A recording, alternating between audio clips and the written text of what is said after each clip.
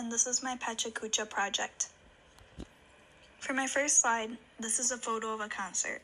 During this concert, there were a lot of lights and different special effects used. This used up a lot of electricity. Another thing about this concert is that it was a sold-out concert. There was lots of trash left over everywhere because of the amount of people that were there and a ton of emissions that came from the transportation used to get there. This photo captures multiple different things such as a green landscape and different plants. You can see the rocks on the side of this picture that have eroded possibly due to precipitation. Clearly humans have treated this trail really well because there was no litter when I biked down this trail and there were lots of footprints packing down the gravel. When there is not enough snow, ski resorts may have to make their own artificial snow. A ski season can vary depending on how long the winter is and how much snow they get for the winter. There's also a lot of electricity used to light up the ski hills at night. Ski hills don't appear on their own. There has to be trees cut down and have the slopes shaped for the winter time. It is kind of hard to see in this photo because it is a cloudy day, but this is a photo of a factory emitting gases into the atmosphere. While contributing to air pollution, it could also be contributing to water pollution since it is right next to a river. This factory is consuming a lot of energy and leaving behind a big carbon footprint. This is a piece of trash in a bush outside of the wreck. This is a form of land pollution or littering. This could have been deadly to an animal that could have gotten stuck in the bag. This piece of trash could have also disrupted the ecosystem's health. After I took this picture, I properly disposed of this piece of trash. This photo was taken a little before rush hour in Green Bay. These cars are contributing to air pollution or greenhouse gas emissions. A way to decrease greenhouse gas emissions could be to carpool or use public transportation. Some of the cars in this photo could have been carpooling. In this photo, my friend and I were carpooling to our class together. E.J. Higgins hosted a seminar about Deinococcus. Deinococcus thrive in harsh environments, meaning that they may help clean toxins out of the water. In his research, he also included Deinococcus samples from the Fox River. Studying Deinococcus helps contribute to the environment and biology. This tree is beginning to turn colors as the season changes from summer to fall. As the days get shorter, the tree's chlorophyll starts to break down. In the fall time, especially, the trees can show off the beauty of nature and the cycle of their leaves. This event was about spreading awareness on native plants.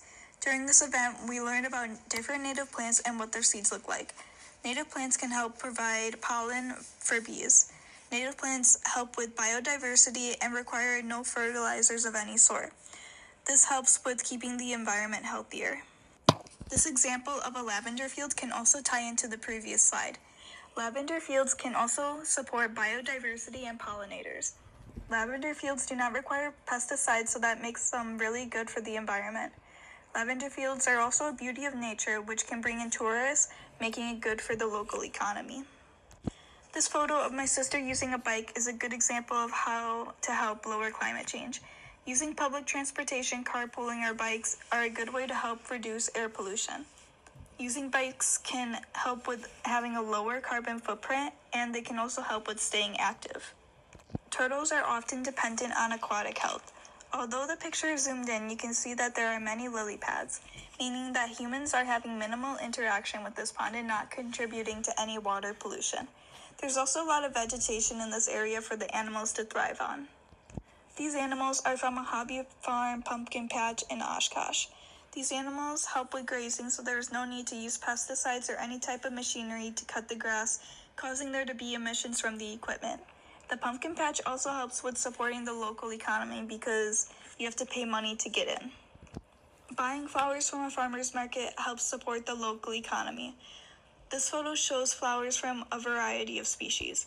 There is minimal plastic wrapped around the flowers, which helps with unnecessary plastic use. Since these flowers are locally grown, it did not take a lot of transportation to get them to the farmer's market. This helps with lowering greenhouse gas emissions. It is hard to tell in this photo, but this is a photo of rain in December.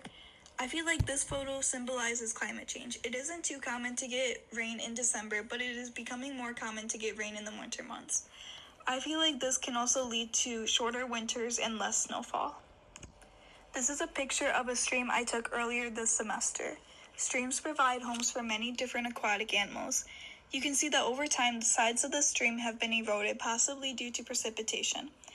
As a result, the stream has become more shallow and has widened out. I believe this photo of my closet represents how I don't contribute to fast fashion. A lot of these clothes I've had since middle school. By not going to the mall every weekend to get new clothes, I am also helping lower my carbon footprint and emit less greenhouse gases. The Eau Claire River is home to many different aquatic animals. You can see many different cliffs and rocks in this photo. This has been shaped by erosion. Through this photo, you can see that the surrounding area can support many different animals because it is a forest and wetland. This photo supports biodiversity.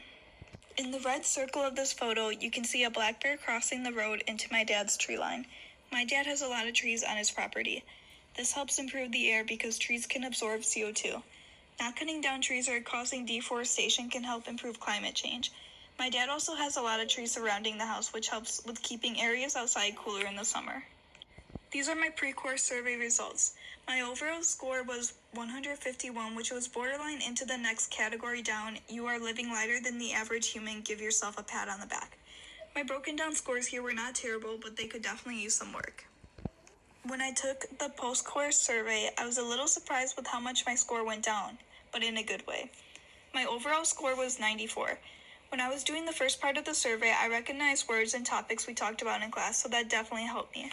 I've also learned how to live more sustainably while being in this class, so that has helped with my score too. And that about wraps up my Pecha Kucha. Thanks for watching.